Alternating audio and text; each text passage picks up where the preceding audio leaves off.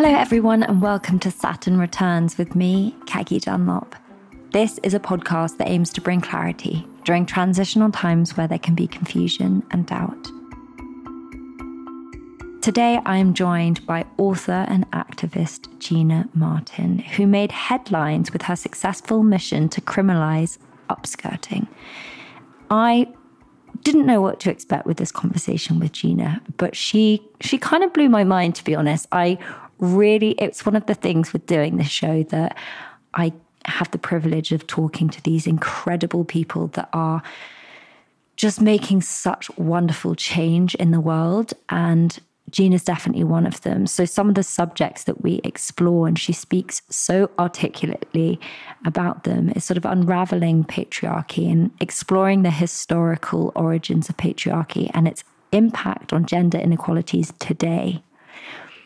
And it's one of those things that I think the term or the word gets used a lot, but we don't necessarily truly know where it stems from, what it means. And we also explore misogyny, which kind of, very much ties into that, and how we can navigate these oppressive systems. Gina offers her insights on how women grapple with multiple oppressive systems in society and what we can do to create real change, and encouraging men to actively learn about gender equality and drive meaningful transformation, and how important that is to create spaces for them to do so. I hope you enjoy this inspiring conversation with Gina.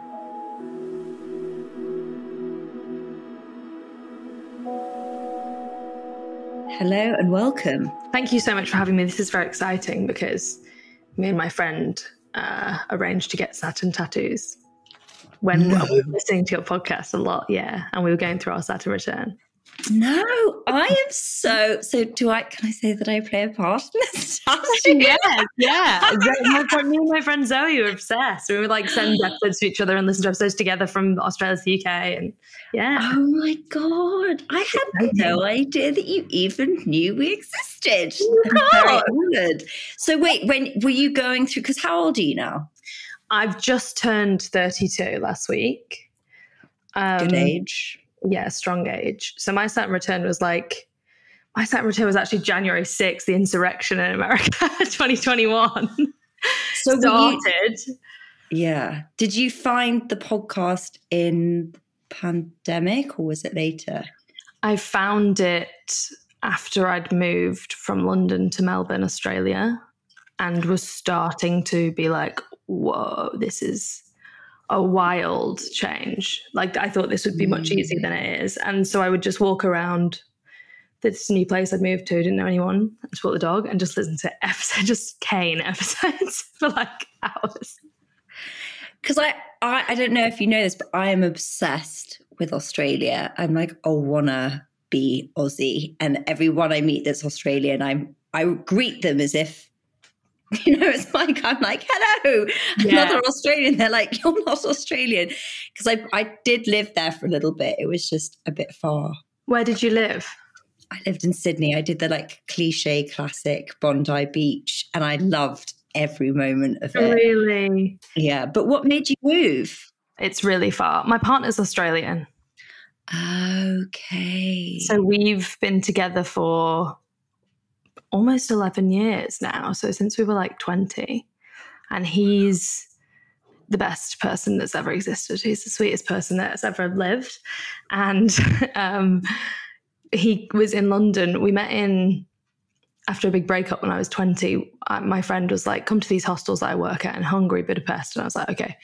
So I went to these hostels and he was working there, and we just talked for hours and hours all the time. And then I got there, eventually met him, and he cancelled his flight back to Australia to meet me because he saw a picture of me and was like, she's cute, I want to meet her. And we just really got on really well, really liked each other. And then I was like, this will never work, you're from Australia. And he was like, I just really want to make something of this. And I was like, I'm not sleeping with you. You're from Australia. I'll have my heart broken. And he was like, no, I want to be together. Let's just try to be together, even if it's just for a week or a month. Let's just try and make this work. So I remember saying oh yeah, whatever, okay. I really like you, but it's never going to work, okay.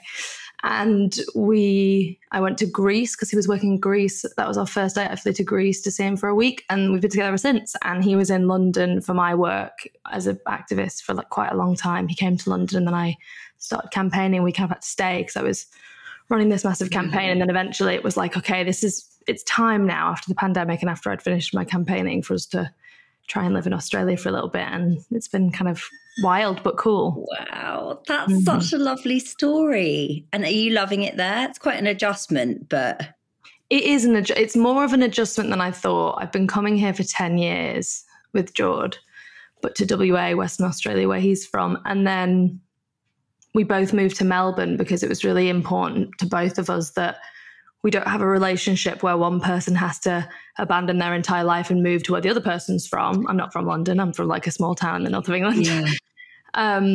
And like we could go to a new place and be on equal footing together, like explore something new and find our people together. And so we moved to Melbourne. Smart.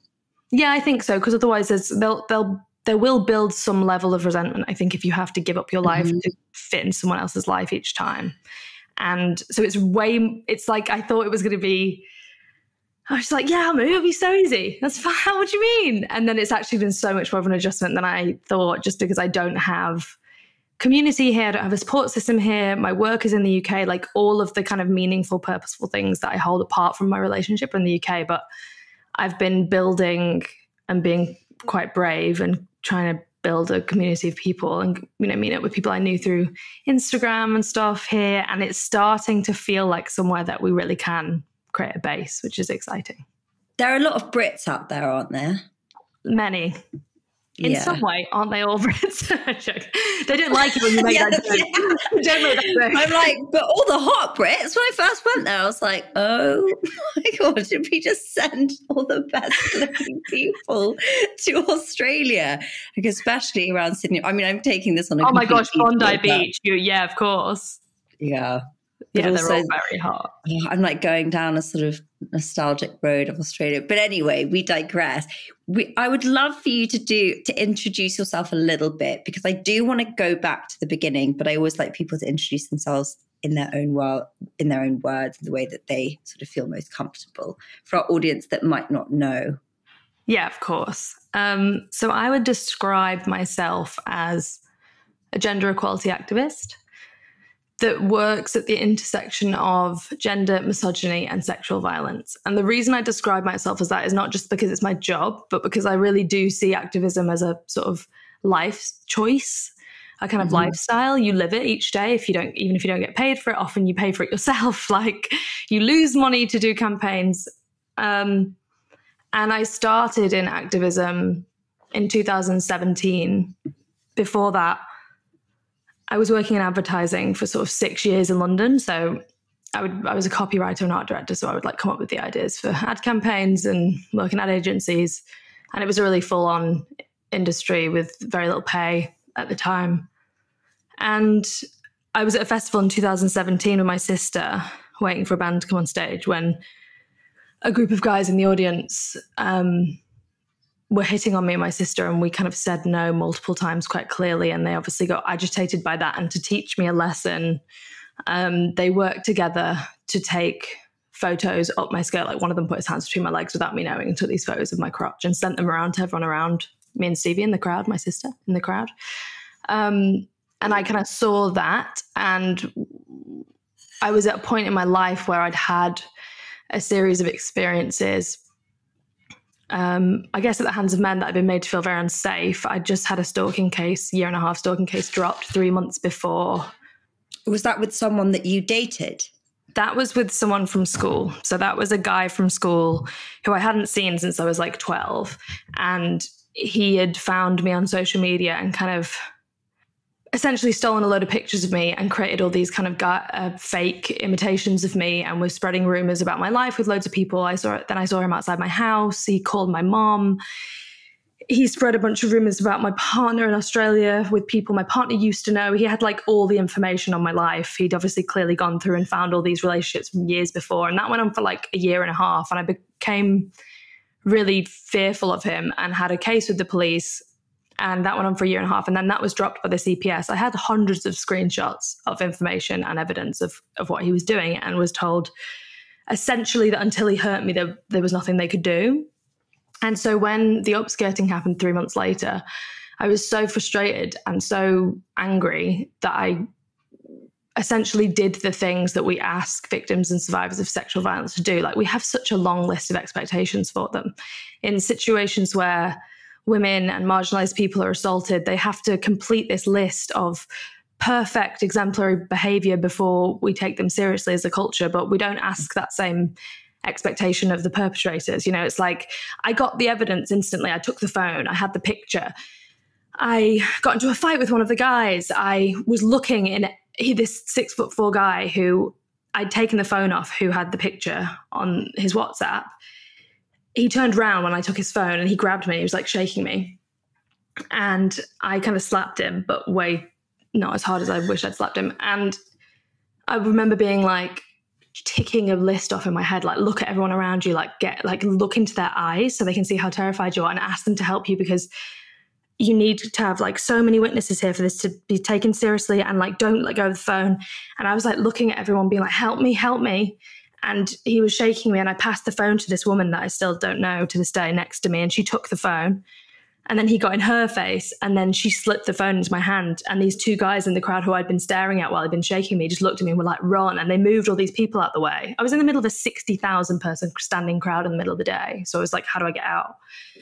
But they kind of moved two people aside and were like, run. So I ran through the audience, essentially like fully crying, just like knocking people out the way with this guy chasing me, and ran to the security exit. And I always know where it is. And my whole life I've been, my partner, my boyfriend, it's like fire trained and everything. So he's always been like, know where the exit is. And I've always been like, okay, yeah, okay. I've done it, Jord, of course. I knew exactly where it was.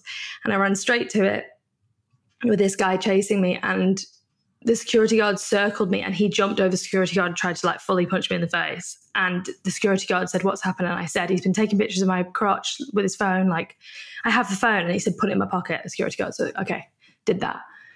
Asked if I wanted to see the police. Said yes. The Met Police were on the scene because it was a festival. They came. And I remember so clearly being like, oh my God, I'm so glad it's a female police officer with a male police officer, because she'll understand how much of a big deal this is. Sadly, in my work since then, in Parliament with female politicians, that's not the case. It's not always the case. It's not the fact that because of their gender, they understand it more, especially in a very male-dominated industry and institution. You find sometimes that women assimilate to the point that they react similarly to men. Mm-hmm. And she came over and he came over and they separated us, and he looked at the photo. They both did. They said, we had to look at it. Really sorry. I had to make sure it was you. It shows more than you want it to show. It's not a nice image, but if you'd chosen not to wear knickers, we'd be able to do something because it was a graphic image, but you chose to wear knickers. So there's not much we can do. You won't hear much from us. And I remember just in that moment being like, I've been told my entire life by movies, by TV, by people around me, by teachers at school, to wear more clothes to be the regulator of boys' behaviour and men's behaviour, that if I covered my body, I would be safer. So how is it now the fact that I'm talking to an institution that's meant to be protecting me, and they're telling me that if I chose not to wear underwear, they could prosecute with a graphic image, but because I did wear underwear, it's my fault, I actually can't do anything anymore. That's mad. Wild. So they didn't even kick the guys out. They just were like, okay, carry on, separated us, and we're like, carry on. And I kind of wandered back into the crowd and like did this kind of must have been in a daze. I was, but it was weird because I was so inside. I was like shaking and so upset, and I was crying. And there was this moment where I sort of remember clicking out of it and being like, no, I'm going to perform that I'm not scared or fearful, that didn't rattle me. And I kind of carried on. I sort of performed being fine for the rest of the gig. And then I went home and was like, what would have, like, I can't do this anymore. Like, I can't, how many times do I have to do, like, follow the correct quote unquote avenues and processes and then just be left on my own, essentially victim blamed.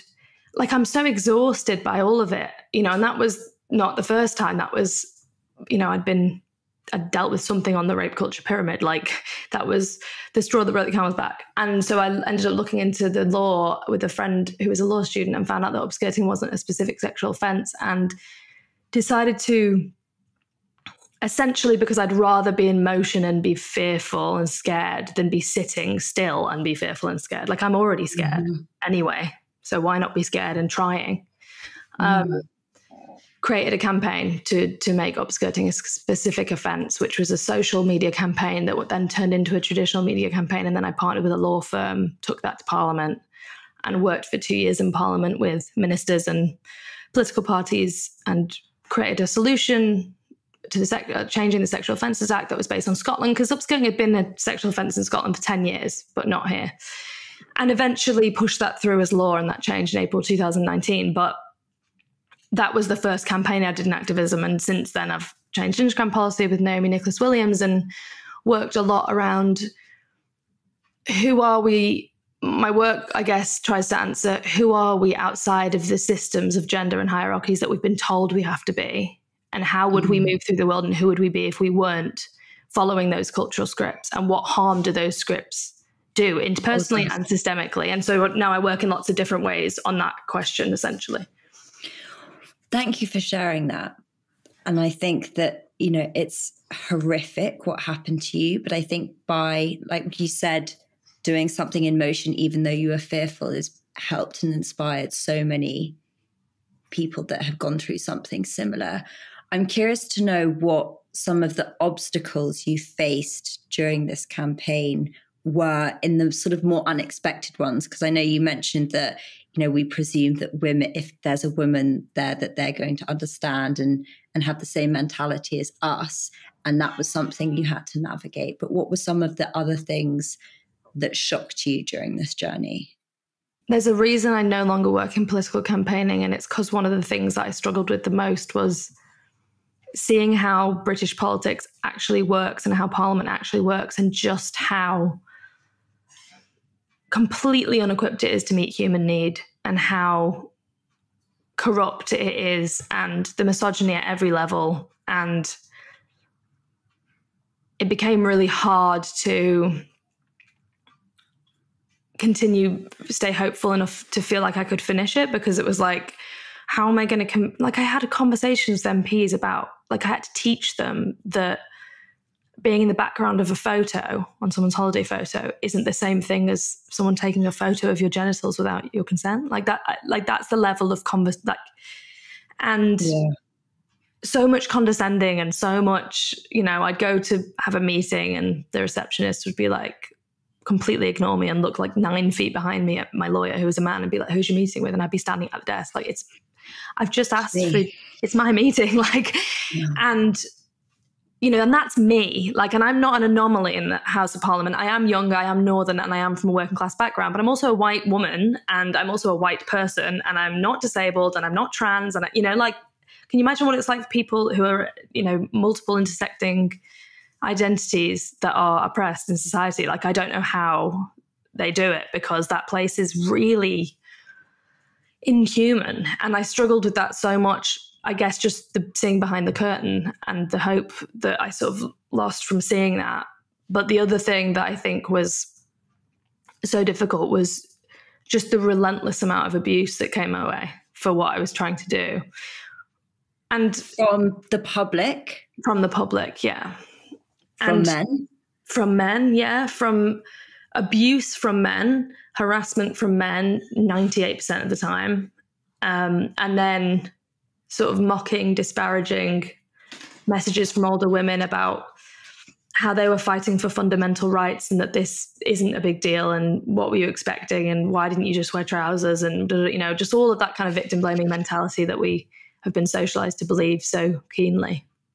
I mean, that's an interesting one, because I guess generationally, how have you found that older women, their sort of perception of feminism and equality and progression is vastly different to our generation, because they may feel that they put up with a different set of circumstances and therefore can't really relate, or feel that they're like two different things. Do you see what I'm saying? Totally. I think the context that women in my mum's generation, let's say, or my grandmother's generation grew up in is so wildly different to the context that I have grown up in.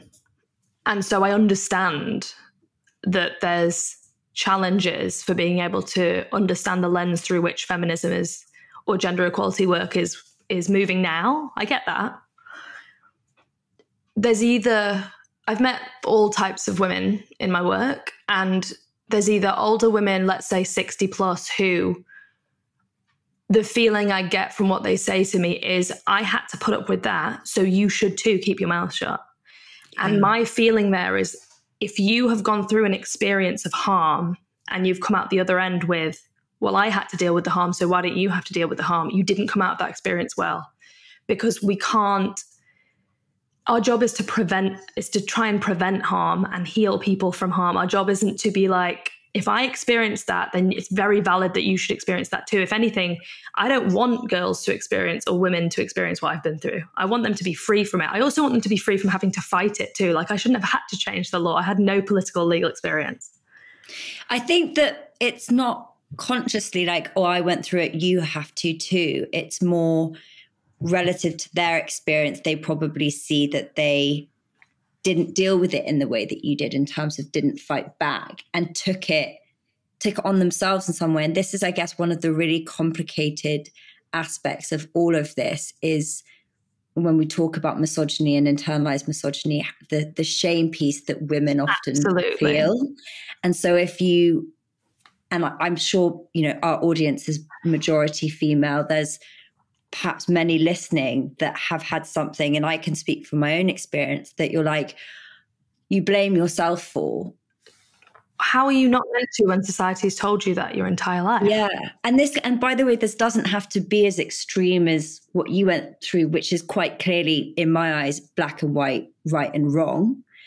But there's so many more nuanced experiences that we have where, let's say with men, whether it's male friends, of like the boundaries on being clear, and like people not knowing how to kind of look after each other. And then, I'd say even from the way I grew up to now, and you and I are pretty much the same age, I'm 2 years older, but how much has changed in the conversation, in a way that when I was like going out and started drinking in London, it just wasn't, it was kind of, and then I look back, I'm like, well, that was and I don't think there's any more, but I was like, oh, well, whatever happened to me was my fault because I wasn't looking after myself or whatever. And I was speaking with someone about this recently, and they were like, it's never your fault. Like, you should never have to go through life feeling that if you got too drunk or something, that something really awful could happen. Like, that's what's fundamentally wrong. And so to kind of go back to what you were saying, I think with the older generation, to pierce that bubble of reality of what they've lived with is a kind of internalized shaming that has just become the norm for them. To kind of reawaken all of that is almost too painful. Because if they were to kind of go, they'd have to inspect that experience for themselves. And that's really painful and hard. So it's much easier not to do that. And the intergenerational piece that has to happen in gender equality work, and does happen between younger feminists and older women, when you put two women in a room from different generations and you give them the actual time to ask curious questions about their experiences and talk compassionately about their experiences. And, 1991, like, marital rape was made illegal. Like, these women were growing up in a completely different society to we are. And often they're probably looking at us being like, but structurally, look at the protections you have that we didn't have. When you get them in a room, for long enough, with the right facilitation, the right curiosity, what ends up happening is essentially you have two women who find affinity and similarity in their experiences, their feelings, the outcome of those experiences feel the same for both of them, and they're able to be like a safe space for each other. But I think without that space to start to unpick the feelings and the experiences and notice the similarities, even though those two contexts are very different, it can be slightly combative. And that's what I've found. But I think there's a lot of shame. I think women hold so much shame. And so, like, each time you know, I had a woman come up to me on the street and when I was campaigning and shout some stuff at me about this, you know, she said like, shout. Yeah, I was doing vox pops for Parliament and we were asking people questions and she came over to me and was like, you girls these days get angry when some guy puts his hand on your leg, and like screamed at me and walked off. I was like, actually, okay, I actually don't, but cool. And my reaction to that was like, I'm not really hearing her say that. I'm hearing anger. I'm hearing pain from a woman in a different generation who has held in so much and put so much in boxes and has had no space to discuss this stuff and no means to discuss it, no tools to discuss it, and has been minimized whenever she wanted to, probably her whole life. And so that's redirected at me. But it's not about me. It's actually about what patriarchy in the world has done, as her experiences under patriarchy in the world that she lives in. And so like, you're right. I think it's complex, but like I would love to be able to create more spaces for that kind of intergenerational. Well, that was going to be my next thing, because I think, you know, the amazing thing about social media, it can spread awareness for campaigns and for so many incredible things and give people access to information. And yet I think there's something in the way that, obviously as human beings, you and I sitting on this whilst we're doing it through technology, I hear what you're saying because of the way you're communicating it, your voice, all of these things that tell me so much more than just the words. Whereas when it's online, I feel like it's then taken through the sort of lens of someone and altered according to how they're going to see those words. And then it creates this kind of, you see it happening all the time, this snowball effect where things get taken out of context or misinterpreted. But so is there a way that you think that we can use the online space, or how we can operate it slightly differently so that we don't start like kicking off at each other all the way and missing that we all share the same objective, or we might, and we're missing that? It's a hard one, because I agree with you that there's that like flattening that happens. Yeah. But all of that nuance is missed. In the work that I do, there are so many challenges in terms of people meeting me at where I am with the work, because we were never taught critical thinking skills in school. We were taught to get the right questions right, get the amount of points, fill in a box, then pass. We were never taught how to think about our bodies. We were never taught what positionality means, how like who someone is makes you feel suddenly less than, or makes you feel a certain way about yourself, but actually has nothing to do with you and your humanity. We were never taught about gender. We were never taught about kind of the kind of basics of these structures that we are living under that affect kind of every part of our lives. And so we don't have the literacy and the tools, I think, to have we weren't taught how to have compassionate, curious conversations around these types of topics. There is that. There's also that these topics make us really uncomfortable, because as soon as, like you just said, you know, you just hit on in terms of talking to an older woman about this kind of stuff, like when you say the word gender, people are like, oh, I don't know enough to talk about this, or like, oh, I think I have an idea what this means, or what does she mean that? Does she mean trans people, or like what? It's just instantly intimidating for a lot of people. And we know that as soon as we engage with anything to do with feminism or gender equality, we're going to have to look at ourselves, and that's really hard, because we don't really want to look at ourselves. We don't really want to look at all our behaviors or why we are the way we are now. That feels like hard work. And so online, for me, although it's been amazing for organizing, has been this place where the work I do is just consistently misunderstood. Like, you know, I'm in rooms with people having, like, teachers and parents having 2-hour conversations and activities and discussions around misogyny and the history of how it was built into systems, and how in schools our young people are learning.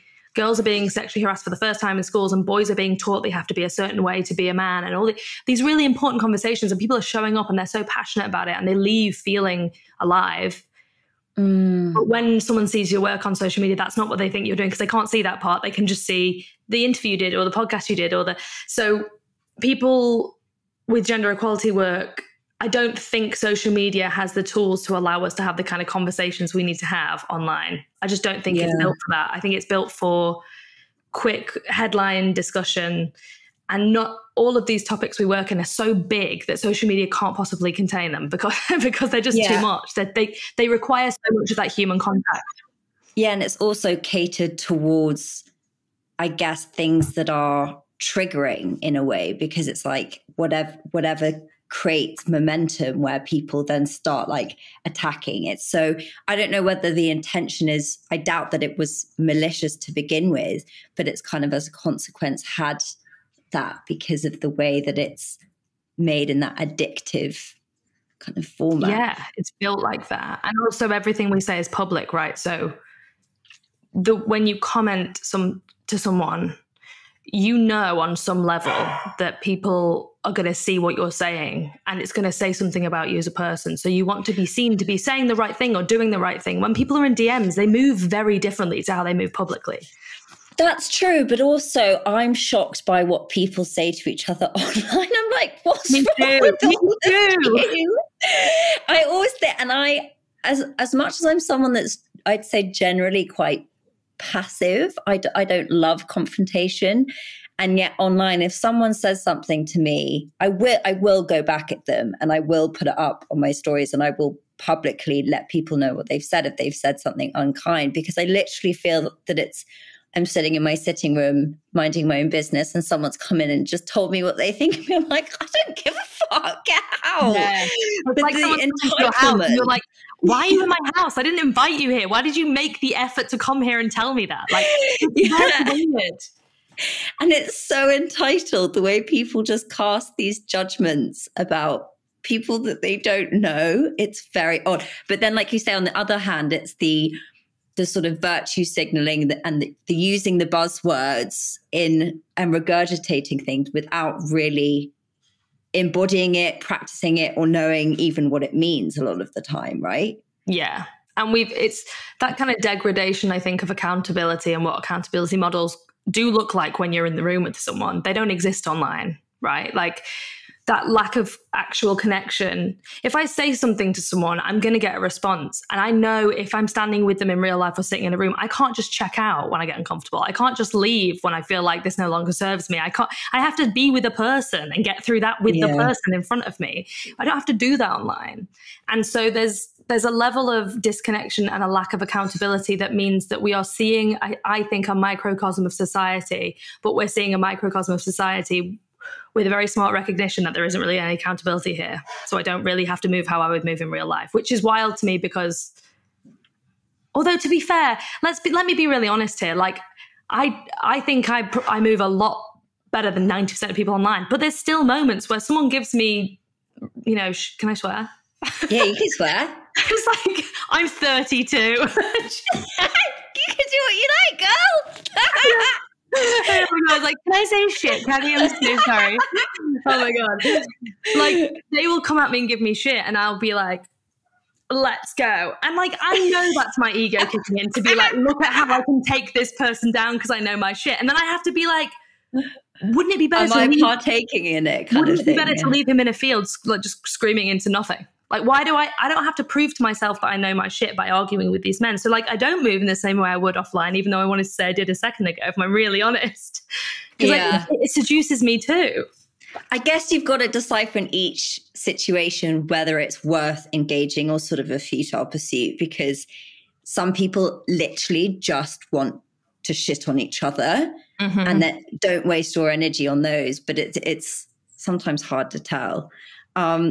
But you mentioned about, having those conversations in rooms where you're really unpacking like misogyny. And that's something that I want to get into because I feel that it gets thrown around a lot. I can see it everywhere subtly.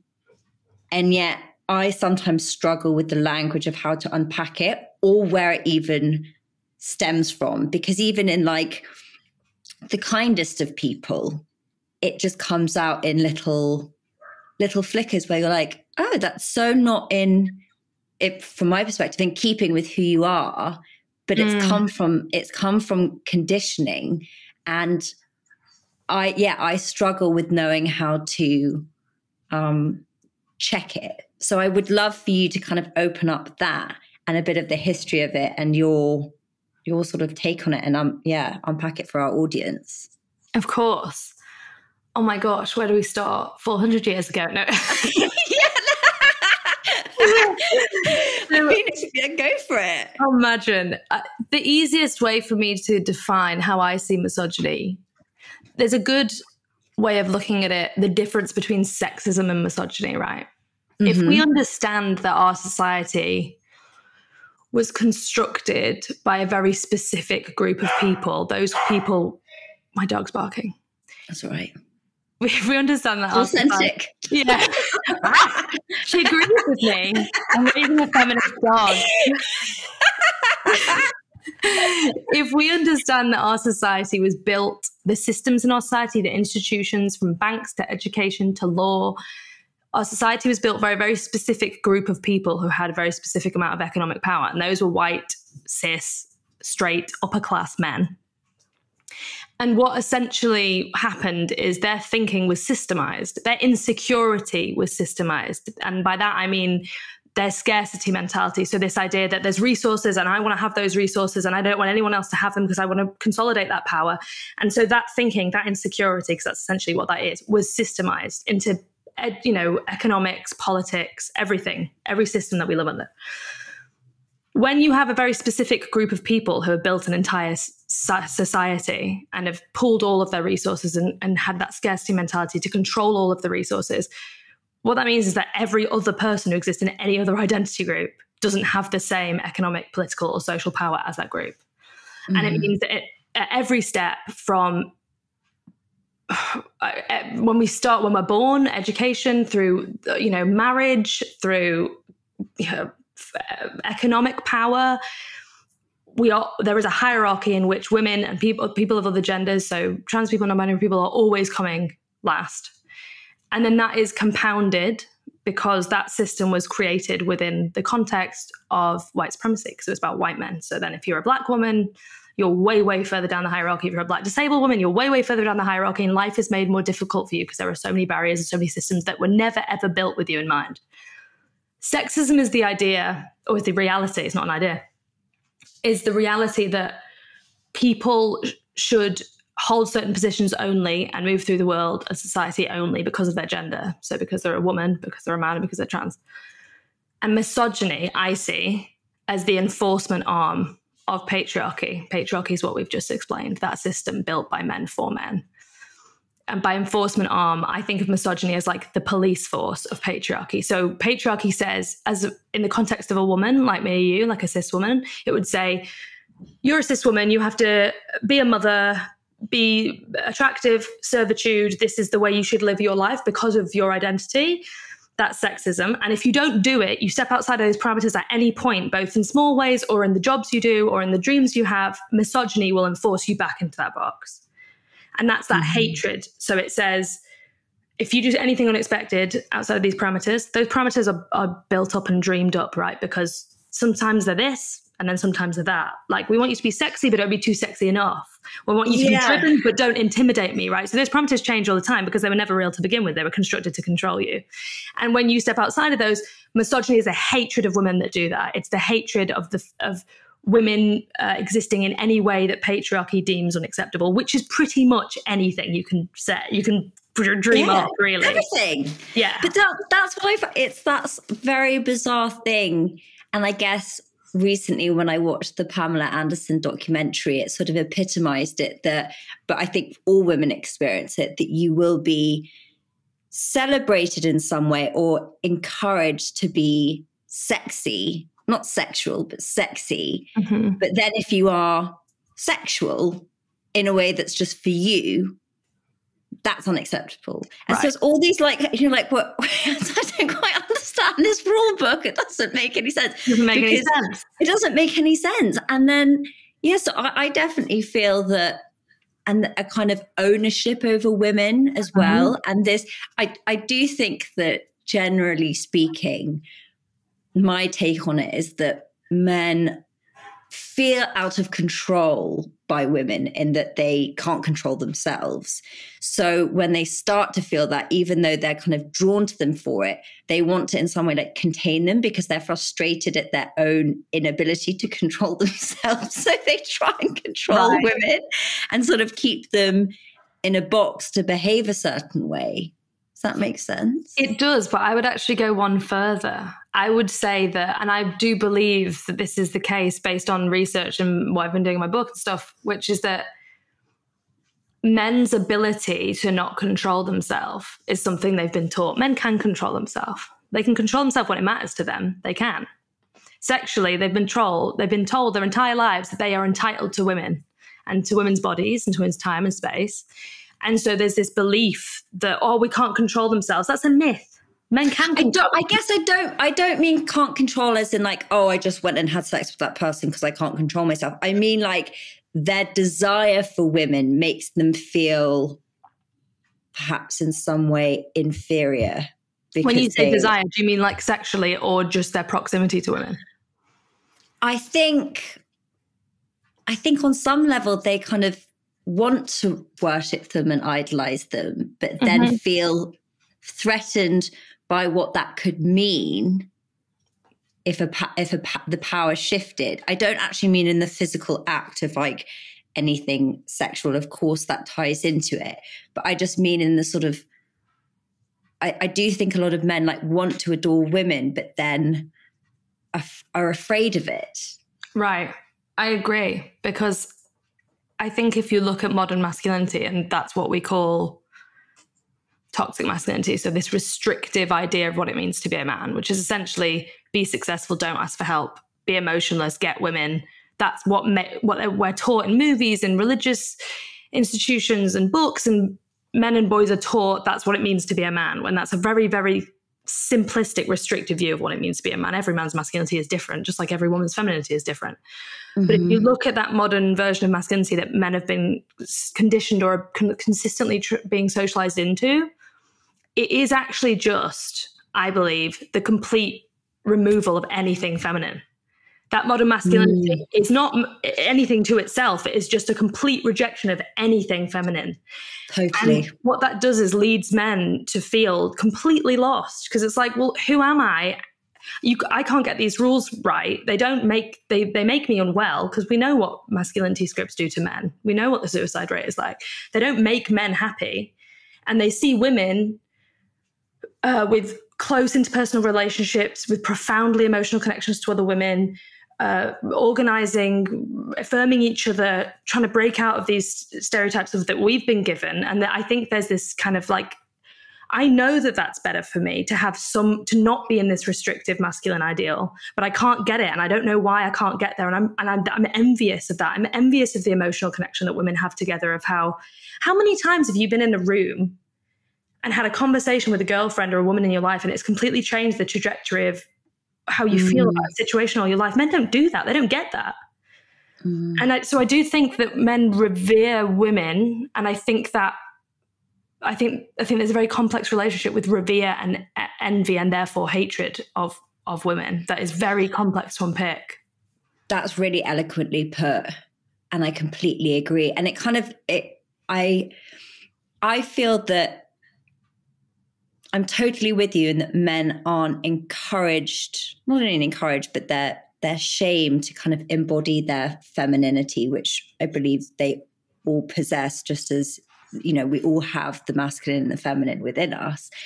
But it's also society as a whole, I don't think, values the feminine. No, it's been constructed. Yeah. And this is just my opinion, but observing things at the moment, whilst I think it's incredible that women are able to do what they're able to do, you can see that they're occupying a lot of, like, I don't know. And I think you see when you look at someone like Andrew Tate, I mean, thank God that he's like wherever the fuck he is now. But the reaction. I don't know who that guy is. Joke. Andrew. No, I just fucking hate that guy. So I'm just going to pretend I don't even know who he is.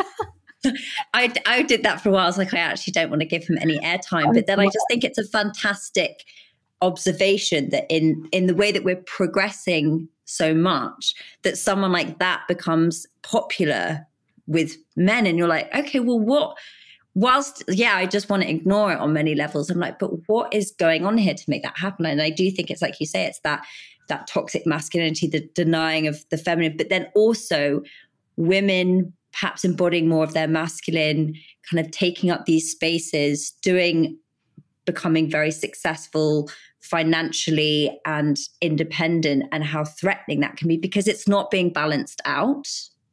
Yeah, there's a scarcity mentality, especially with, it would be remiss to not note the fact that we live in capitalism, which only cares about profit, doesn't care about human need, and effectively says self-ascension is the only way you survive in this. So like you have, when you look at like feminism, certain sects of feminism, which essentially say, be like a guy.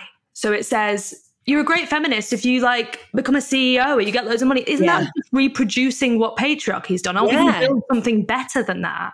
Well, this is what I mean. And it's like creates its own problem because it's perpetuating the issue. It's like progression in a way, but is it actually? Yeah, we don't want to just invert the harmful system that is already there the other way. We just create something that's then broken in a different way, right? And that's why, but like you said, it's so systemic, and also for women to, you know, like we don't have to go back very far when women weren't able to even work. So obviously we've had to adapt to men's way of being. The whole, you know, day of the hours we work is structured around the male hormone system as opposed to the female one. Like it would all look very, very different. But all these things that you're saying, it's like, but if they are what the world runs with, and these structures have been in place for so long, how can things actually change whilst they're still in existence? This is the big question in our work. And I think for me, the change doesn't look like the jobs we have or the way we interact with the systems and the institutions. The change for me looks at how we view our relationships, how we view harm, how it's the community reciprocity that has to be built across identity lines that changes the way the system works, not like who has how many CEO jobs or who isn't in this position. That's just patriarchy in heels, right? Like looking at how do we view, I know it sounds really wishy-washy, but it's like essentially abolitionist sentiment, which is like, how do we prevent harm from the very beginning? How do we change the way young people see themselves in terms of how do we allow them to see themselves as people before we allow them to see themselves as their gender? Like, how do we allow them to see themselves as a full human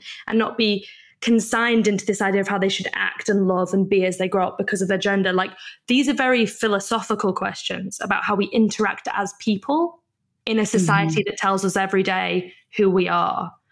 So for me, the answer becomes, how do we create communities, spaces where people can see each other as the people that they were before the system told them who they were meant to be? And that changes everything if you could do that, because that changes the decisions you make, the way you spend your money, the roles you take, the places you work for. If people's actual perspective and the way that they view their positionality in society and their social location changes for the better, and everything becomes a little more human. Essentially, we have to go back to where we've come from. Then that changes everything. That changes how industries are run. That changes how systems are made. That changes the kind of laws we write. You can't start the conversation at the industry level because it's almost that's too late. We have to start the conversation about how we are understanding our basic humanity and our basic relationships with each other under this system to then start to change society and cultural change. And where does that begin? Oh my God, early as in schools. Like, I work with a charity, I work with a few charities that do work that I think is like transformational work. And Beyond Equality is one of them. They do workshops with young people in corporates, universities, in schools around masculinities mostly. So, you know, you have boys in rooms who are doing exercises interactive activities with each other, essentially group therapy sessions, where they're kind of unpicking what being a boy means, what being a man means, who they want to be. Would you rather be respected or feared? Is being respected the same as being feared? What does a woman mean? What does a man mean? How do you, what did you learn from your dad about what it means to be a man? What are you fearful of? Like, all these really philosophical, deep questions for young people. They jump at it. They are desperate to have these conversations. And this is university level? This is high school. High school. So this is like 11 to like 17, but they also do it in unis as well, all the way through unis, and then they do it in corporates too. But it starts as young as like 12-ish. But you see in these rooms, people given spaces which seem very simple to the untrained eye, but they're spaces in which there is no wrong answer. Where and there's no objective. There's nothing they have to get to win or to get points or to ascend. There's none of that. It's just this like bubble where they get to exist as exactly who they are. They get to ask a load of questions about themselves, about other boys, about what it means to be a boy in the world. And they can say the bad thing out loud that they believe, so that they can, as a group and with a very highly skilled facilitator in the room to lead them, get to the healthier conclusion. And you find that young people, if you give them the time and you give them the space and the safety, they get to much healthier conclusions in those spaces. They don't get to healthier conclusions in the institutions as they currently stand, that tell them that they have to be a certain way. They have to, get the right answers and be the popular one or be the smart kid or be the whatever. But in these spaces they do. And if we could get funding to get that into every school, like I can't even imagine the difference that we would have culturally with a generation of boys and a generation of girls growing up who have done this work. Yeah, I mean, it would be incredible. But this is perhaps a little controversial, but on the conversation of gender, if young people were then, having an understanding of the way the world operates, and you were given if you're feeling like an insecure teenage girl, let's say, you are going through puberty and feeling uncomfortable in your own body, and you look outside at the world and you think, this doesn't look very, doesn't look very good to be a woman in this world. And then someone encourages you or gives you the opportunity, saying that you could be a man or could be a boy. Would it not be fair to say that because of the way society functions, that it would make someone want to be something other than who they are? In the spaces that they're in, firstly, they're voluntary, so they come to them themselves because they're interested. Secondarily, the way that they identify is central to the work. So we've never had a child ever come into one of these workspaces and be like, I'm a girl, but that sucks, so I'm not going to be a girl. Like, that just doesn't happen. And I know it sounds like it could logically, but it just doesn't happen, because just like you or me, you either are what you identify or you're not. You're either a kid who already has feelings about their gender and doesn't understand their gender. And those feelings about not understanding their gender don't come from looking at the world. They come from like a very deep reality and that they feel something is wrong. When I look in the mirror, I don't recognize the person I'm seeing. There is something deeply intrinsically wrong here. And actually, there's a deep understanding for trans non-binary kids that the world is much more dangerous for them than it is for cis girls. And that's the truth. Don't even have healthcare, trans and non-binary young people. So there isn't really a space in which kids are given the options to change gender or to question their gender. It's to question the way the world tells them they have to be because of it. And that's the distinct difference. So sorry, say that again. There isn't a space in which kids are told to question their gender. That doesn't exist in this work. Mostly because facilitators, the one rule about being a facilitator is you're not allowed to tell a child what to think at all. You're only allowed to ask questions, and they lead the entire session. So it's completely led by them and their feelings, and you're just meant to allow them the space and time and curiosity to figure their stuff out that they already feel, but they're too afraid to say or explore. So, and what sort of age does this start happening? Because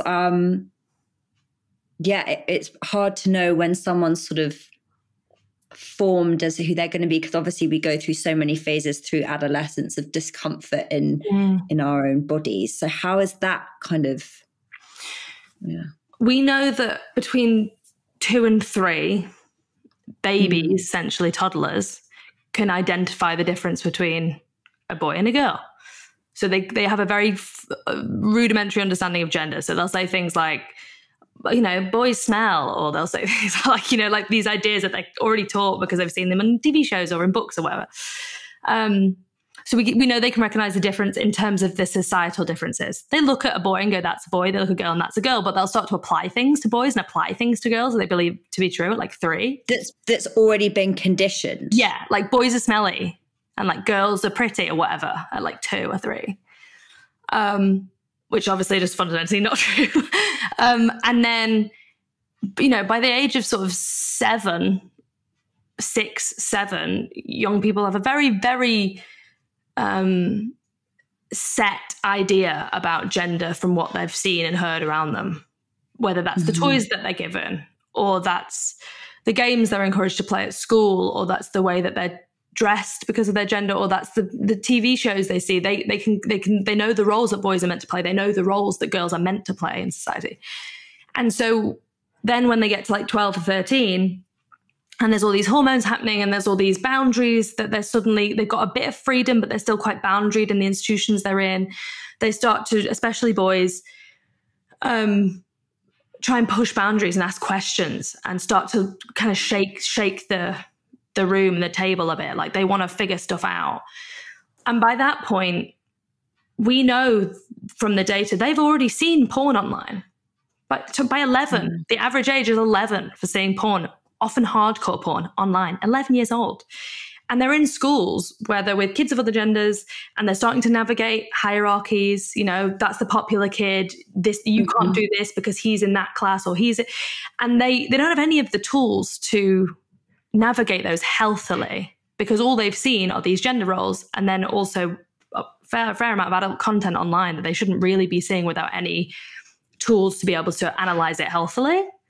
So we're getting in there or beyond equality, I'm training in facilitation here for a different charity, but we're getting in there at like 12 or something. And often we're hearing parents say like, that's very young. And we're saying that they already know, they're already looking at this stuff online. You can either have them already learning about sex and dating and success and what it means to be a boy, what it means to be a girl, and not have a conversation with them, and they'll get the wrong messages. Or you can allow us to have a conversation with them where we, with safety, allow them to question those ideas and arrive at their own conclusions, which happen to be often a lot healthier when you give them the space to do that. So I think this work could be happening, you know, a lot younger, but right now it's happening kind of 12 and up. And what are some of the conclusions that they reach with this kind of questioning? Oh, just the most like beautiful stuff that you can imagine. Like, I've realized that actually, like, I don't have to chase girls. I don't even really interested in girls that much. I just feel like I should. But it makes me feel uncomfortable. Like I feel nervous and scared, like I'm uncomfortable. I realize I don't really have to do that I've been told I have to do that. Is that okay that I don't have to do that? Yeah, you can do whatever you want whenever you're ready. Interesting. And do you feel that it's particularly important for boys? Because I was listening to a podcast the other day, I can't remember whose it was, but it was saying that if you want to look at toxic masculinity, look at teenage boys. And I was like, oh, that's a bit, teenage boys are quite sweet, aren't they? And they were talking about how actually when you get them together, it, like you say, it's that pushing of the boundaries, like who's going to egg each other on, who's going to do go and pull that girl's hair or whatever it might be. Whereas individually, they're far less likely to, because they have awareness of the consequences of their actions and behavior. Absolutely. And often, and they're both, right? They are sweet and they're also boisterous and can be really problematic. And that's the duality of being human. They are both. And you're right. You find, I've been in schools where groups of boys I was doing a talk and a group of boys who were 18 or something were making rape jokes about me while I was doing this talk and passing notes around. And I was like, I could kind of tell it was happening, but I didn't know what was on the notes. Anyway, teachers were like, this was happening. We're super humiliated. We're super embarrassed. I had to be like, right, firstly, don't be embarrassed, because you can't expect your school to be free of this when society isn't free of this. Like, it's the water we swim in. So this isn't an indictment on you as a school. Secondly, the worst thing you can do is take these boys and be like, don't say that stuff again, because their minds won't change. They'll just learn not to say it. Yeah. So how not yet let you hear it. Yeah, they'll still say it. They'll still think it. Their behaviour and actions might still lead to harm, but they just will learn not to say it in your earshot of you or be that brazen with it. So how are we going to actually change their mindsets? And there was like a bunch of calls back and forth of how they could handle it. And, you know, I'm limited in that respect to be able to help them because they're going to handle it themselves. But I gave them some advice. And they took, they ended up doing a workshop with Beyond Equality with all the boys together and, like, you know, kind of long-term holistic sort of looking at masculinities and stuff and mental health and all that kind of stuff. But they said that they took the boys into the rooms individually and they were like, well, we don't know what to do because all the boys have come in and, like, they've all just, like, cried.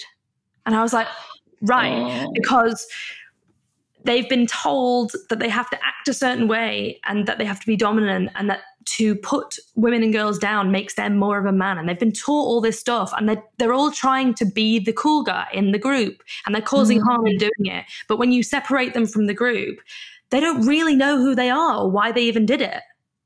Because they were just told to do it by a bunch of messages, but they've never examined, like, do I enjoy this? What does this do for me? What does this do? So you're right, like, teenage boys, they are learning. And that's why we see that overt nature of, I wouldn't even call it toxic masculinity. I would, not because that's wrong, just because I feel bad calling it that, but like that kind of patriarchal entitlement and boisterousness, that essentially performing what they think masculinity is. We see that a lot in teenage boys because they're trying to figure it all out. And it's only when we give them the space in that really important developmental moment to be like, hey, do you ever feel like you have to get girls to be seen as a cool guy? Do you ever feel like you have to, like, be, like, violent or, like, boisterous to be seen as a cool guy? Yeah, I do. Well, this offers us another way. So let's have a conversation about this. And then they're like, oh, cool. Okay. They see other boys be vulnerable with them and they go like, oh, I can do that too. And that's actually quite cool. And I actually feel ultimately, I just like this version of me more. Yeah. Because I guess, like, you know, those boys, if it's left unearthed, they become the ones that then go on to make decisions in Parliament or whatever. And the cycle continues. So it is at that point where they're still very, I guess, malleable and they can change quite easily their perspective. And they want to at that age. We don't, like, with adults try and get the question right, whereas boys will be like, Miss, I thought this at the beginning. I don't know why I thought that now. And you're like, cool. Like, it's really good. But I guess my next thing would be, I think that's fantastic. But what about the sort of men of our age, a bit below and a bit above? What's the sort of solution there? This is the painful one because the reality is exactly that. You're like, cool, for the next generation, I still have to live in this generation. And there was a real hard struggle, I think, in that men with patriarchal tendencies or with sexist tendencies in our generation and in our lives are harming women around them. Yeah. And it is always seen as the women around them to do the work for them, to get them into understanding it. And so in my mind, sometimes it can feel like for women of our generation, our options are, the worst option is, you know, be harmed at the hands of a man. The middle option is deal with the underlying sexism and misogyny every single day as a woman in this world. And then the kind of best option is, like, be with a man who is compassionate, understands it, wants to learn more, but you have to still facilitate his learning. Because ultimately, sexual violence, the experience of being a woman or a marginalized gender in the world, will always be theoretical to cis-het men. It can't not be, because they've never experienced it. And so there so often isn't that push. They don't get it. Yeah, there's not that push to learn. And there's also shame because they know they belong to the community that most perpetrates this. So they instantly feel like they've been indicted, like they're seen as a perpetrator. So they don't even want to engage. And that's why I work with men who do this work, because for so long, it's been centuries, it's been women doing the heavy lifting, and trans and non-binary people very historically doing the heavy lifting on gender and sexual violence, and for far too long. And it hasn't been men. And it's not the people who live under the system of oppression's job to deconstruct the system that they never built. Like, we never built this. We didn't want this reality. So unfortunately, you will never see in the mainstream the men who are doing this work, because it's not self-serving to show them. Like, it's not interesting. We don't want the fluffy, lovely stories about the men who go into rooms of 50 men and help facilitate their mental health. Those stories don't make the news, but those men exist. And I'm really good friends with those men. And they create phenomenal spaces and platforms for men to do this work. And for me, that's why I'm always like, where are the men? There's always space for you in this movement. We want you to join this movement, but you have to be doing the heavy lifting alongside us, because we've been doing it for centuries. So thankfully, those spaces now exist more than they ever have. Like with Beyond Equality and like with Tomorrow Man here, there's lots of them, but you have to dig to find them, which is the hard thing. Yeah, and I definitely in the space that I occupy, I see a lot of it popping up, which is fantastic. But then I noticed that a lot of the audience from Saturn Returns, like the women will come to a show or something, and I'll be like, I can't have these conversations with my partner, or like they think all this stuff is really weird. So how can it start at home? Because obviously, like we've covered throughout this conversation, having the language and the understanding of these concepts, and then also being mindful of each other's shame and all of these really, really complex elements. How can we have those conversations at home in a way that doesn't feel very charged? Yes, that's such a good question. Quality over quantity. So I think a lot of women feel like, I have to call out everything I hear. I have to educate every man I come into contact with. That's my obligation as a woman to other women. And the reality is, you can't do that. You'll be exhausted. You'll get frustrated. You'll never be able to have a constructive conversation again, because it's just too exhausting and it's just too hard. You're living with this reality. So to consistently feel like you have to change everyone's minds is just too much of a burden. So who are the men in your life that you can count on one hand, that you see a level of vulnerability, compassion, curiosity, who would want to know more about this stuff, who probably would do the learning, who over a slower, longer period would show up in multiple ways? And those are the people that you focus on. So for me, that's my partner, my dad, two of my very close friends who are guys. If I can be a support to them to figure this stuff out and I can have conversations with them when they come up in calm moments. If someone says something that is sexist or hurts me, I'll tell them that it hurts me calmly, and then I'll revisit that conversation at a much more calm, constructive when you're point. Regulated. Yeah, because apart from the fact that I'm not going to be able to articulate myself because this is too emotional for me, I live it every day, they're not going to listen because there's too much shame, there's too much defensiveness. And compassion is kind of the best way to get defenses down and defensivism down. And men are always going to be defensive coming to these conversations because they feel like they're already part of the problem. And they probably know in their back pocket that at some point they've made sexist jokes or they've done sexist things. They know. Yeah. And they don't want us to see it because if we see it, it's like they're a bad guy. And we all cling so hard to this idea that we can't be a good person and do harm, which is obviously completely true. You can be a great person and also harm people all the time. Like that's what it means to be human. That's part of being human. So pick those few guys in your life that you feel like you want them to understand this reality and offer them conversations in calm moments. Go into those conversations with the framing of, if I didn't care about you and believe in your ability to grow, I wouldn't be having this conversation. I would bite my tongue and bitch about you later, but I don't feel like that. I believe in your ability to grow on this. I know you care. And so I want to be here to be part of that with you.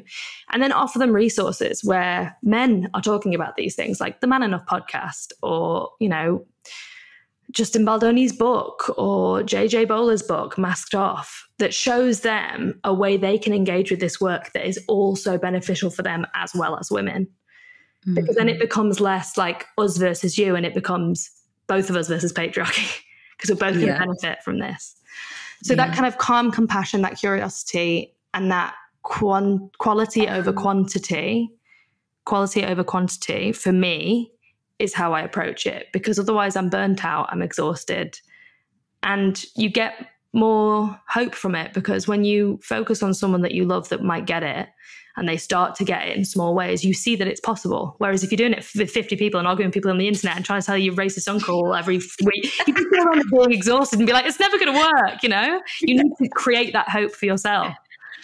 I think that's such great advice and really, really, useful for our listeners. So thank you very much. Gina, this has been such a pleasure talking to you. I've absolutely loved it. Me too. Thank you so much for having me. Do you have any, I sometimes ask this and don't worry if you don't, but do you have any sort of advice for our listeners that if perhaps what we've discussed has resonated with them, is there any sort of final takeaways? Yes.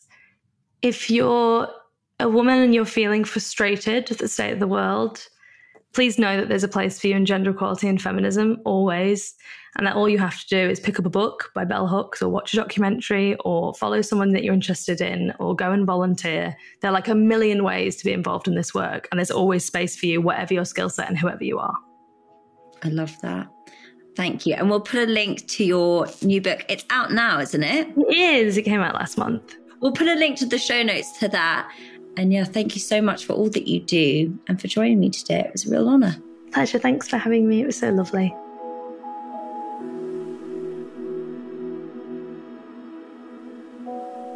I hope you enjoyed this conversation. I just loved speaking with her, and I felt that the way she shared her story so vulnerably really touched me. And I think that we've all had experiences like that, perhaps not that extreme, or perhaps we have. But I hope that by her sharing that and showing that, she didn't just take it lying down. She actually did something incredible that's going to help so many women and address something that, to be honest, a lot of people would have just shied away from when she was faced with the pushbacks and the sort of insensitivity of it all, when people just dismissed her as if it wasn't a big deal, or like, why was she being so sensitive? And all these very sort of subtle things that are still very embedded in our society that make women feel like they can't speak out. And whilst I know that this is it's a very complex area and it's very nuanced, it's important that we have people like Gina that are able to speak when we can't articulate it, or when perhaps we don't have the courage or confidence to it, and support them in what they're doing to make real change. But what particularly hit home for me, and I think it will resonate with you guys, is, how important this conversation is to engage with our male friends and for young men, and to really encourage those spaces to start thinking about the stuff, because so much of it is on autopilot. It's just behaviour that's observed and passed down and repeated. And if that continues, we're never really going to see real change. And I think that, she made that very clear, that that's where we can make a difference. And it's that generation below us that have the opportunity to really change these systems that have been existing in this very patriarchal way for such a long time. Thank you so much for listening to this episode of Saturn Returns. I hope you found it useful and thought-provoking as I did. And if you did enjoy it, I would love it if you could share it with a friend, or share it on social media. Actually, I like it when you guys do that, because it lets me know that you're listening. So again, thank you so much for all your support. We have some new offerings at saturnreturns.co.uk if you guys want to check that out. We've been busy building that website and it looks fantastic. And you can sign up to the newsletter so you never miss an event or an episode. And we drop astrology information in there. It's some advice from me. And I hope that you guys sign up so you don't miss anything. But as always, thank you for listening, and remember, you are not alone. Goodbye.